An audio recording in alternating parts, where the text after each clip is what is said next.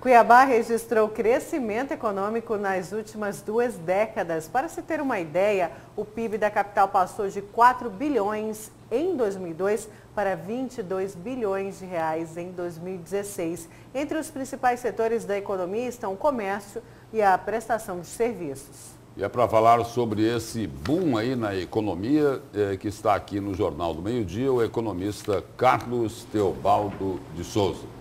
Boa tarde, Carlos. Boa tarde, Lúcio. Boa tarde. Boa tarde. Agora, em relação à economia de Mato Grosso, que é praticamente quase que só agronegócio, né? Mato Grosso essencialmente é terceiro setor. Basicamente o agronegócio. Quais os reflexos aqui em Cuiabá dessa força do agronegócio? Na realidade, se a gente for pensar, se for colocado, o grande boom de Mato Grosso é o comércio. Os grandes atacadistas, muitas empresas, fazendas, fazem muitas compras aqui em Mato Grosso. Quer dizer, se você olhar também, por exemplo, as empresas exportadoras de soja, como a Marge, etc., aí eles estão com escritórios aqui em Cuiabá que forçam esse tipo de negócio. Quer dizer, então muitas empresas do interior vêm se abastecer comercialmente em Cuiabá. Então por isso que nossa economia cresce, mas ela é uma economia, Cuiabá, essencialmente terceiro setor, ou seja, a prestação de serviço. Aí, como eu falei, esse crescimento que a gente viu ao longo dos anos, a gente falava, o senhor acabou de falar que o comércio ajuda a impulsionar esse crescimento econômico de Cuiabá. E a gente vê cada vez mais, né, a entrada de grandes empresas do ramo de varejo aqui dentro da nossa cidade. É a tendência mesmo que a gente veja esse crescimento ao longo desse ano até de 2019, né? Realmente, se você pensar, Cuiabá hoje já pode ser considerado praticamente uma metrópole, né? E há necessidade de prestação de serviço e o consumo das pessoas exigem determinadas coisas. Então, hoje nós temos muitas famílias que vieram de outras regiões sul, sudeste, e esse pessoal está acostumado com um tipo de consumo que nós aqui em Cuiabá não tínhamos. Então, o que acontece isso? Vem trazer essas grandes lojas, esses grandes magazines, exatamente para fechar essa lacuna do que estava sendo necessidade. Se você olhar na periferia de Cuiabá, ainda funciona o armazenzinho, a compra feita no caderninho, agora no centro aqui, os grandes bairros hoje estão exigindo exatamente esse tipo de comércio. Grandes magazines que você precisa ter, e basta ver que o Cuiabá, pelo tamanho que tem, não comportaria 4 shoppings, mas tem 4 shoppings, os 4 estão ativos. Agora, no setor de construção civil, principalmente aí nos imóveis aí de classe média alta e nos imóveis de alto padrão, Cuiabá também se beneficia dessa força do agronegócio. Correto, realmente. Se você for olhar os grandes fazendeiros, os grandes pecuaristas do estado de Mato Grosso, eles moram em Cuiabá praticamente, né? Vão para a fazenda de vez em quando. E a necessidade deles é uma necessidade de grande luxo, né?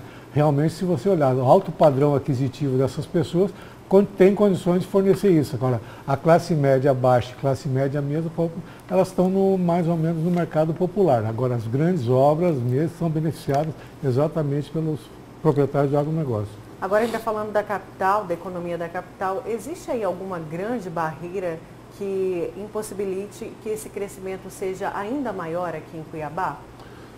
Olha, eu acredito que principalmente por ser uma capital que vive essencialmente do poder público, praticamente, né? Onde qualquer tipo de problema com os órgãos públicos vai refletir na economia do estado de na economia de Cuiabá.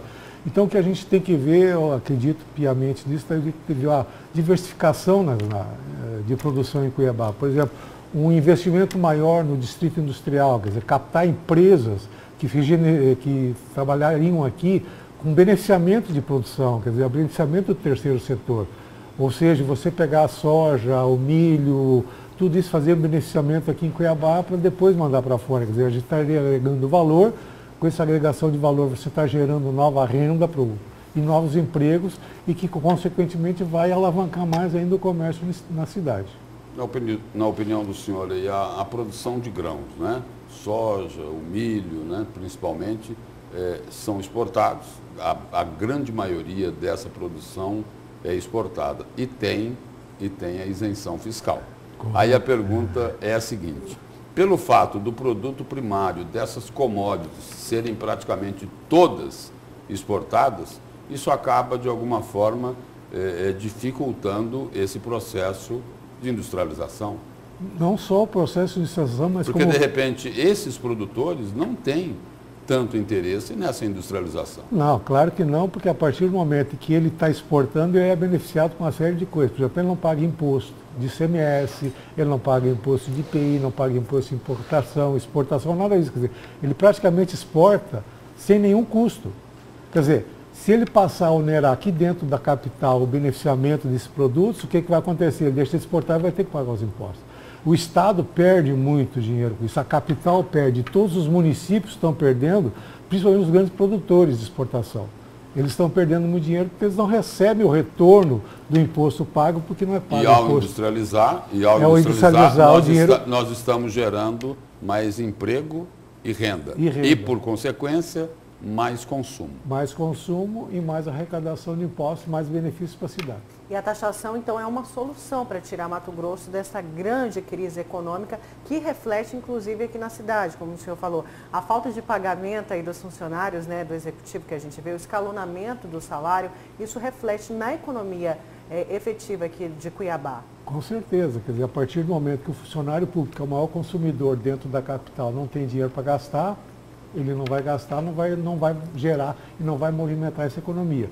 É óbvio que, digamos, eu particularmente sou defensor de tributação do agronegócio, porque é uma forma de você tirar, digamos assim, o Mato Grosso do buraco, né, da situação que nós estamos. Então, seria a taxação do agronegócio e, principalmente, o governo começar a incentivar a vinda de indústrias para cá para beneficiamento de produtos do setor primário, né? O frigorífico, quer dizer, você já deixar tudo pronto, a própria soja, hoje nós temos um polo bom de esmagamento de soja em Rondonópolis, mas assim mesmo ainda está sendo muito produto para exportação com isenção de imposto. E a não exploração do turismo, como esse setor deveria ser explorado, Cuiabá acaba perdendo muito também, não é? Não só Cuiabá, o Mato Grosso inteiro. Quer dizer, a ideia de trazer a Copa para cá naquela época foi exatamente isso, mostrar Mato Grosso para o mundo. Só era a Copa do Pantanal, é isso? A Copa do Pantanal, né? Tanto é que a arena é a Arena do Pantanal. Quer dizer, isso era uma forma e foi uma das bandeiras que se utilizou para trazer a sede da Copa para cá. Só que, infelizmente, todo mundo sabe da história do que aconteceu e realmente nós passamos a ser, digamos assim, a ovelhinha negra da situação da Copa. Apesar de, eu trabalhei na época da Copa com a FIFA, Mato Grosso foi, digamos assim, em termos de FIFA, a melhor sede. Melhores voluntários, foi as melhores recepções, a cidade faltou os melhores políticos. Faltou os melhores políticos, correto. Mas ainda falando dessa questão do turismo, a gente já recebeu nesse especial Cuiabá 300 anos, falamos também da falta de ter um roteiro cultural aqui que iria impulsionar muito mais o turismo. Porque quando a gente fala onde você levaria um turista em Cuiabá, a gente só lembra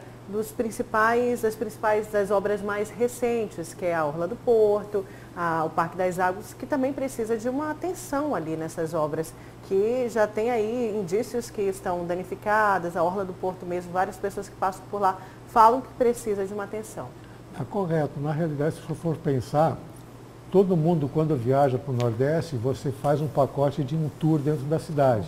E que você vai conhecendo as pessoas. Cuiabá não tem isso. E nós temos coisas lindas para ver, principalmente na parte central da cidade, a cidade antiga. Mas para que isso aconteça, o que precisa? Precisa os órgãos públicos dar um jeito de deixar isso decente para o povo olhar. Quer dizer, eu não vou trazer uma pessoa aqui para mostrar um casarão que está caindo aos pedaços. Então eu vou aonde? Eu vou na Orla do Porto, que foi feita agora, mas que foi, digamos assim, uma obra muito feita às pressas, né?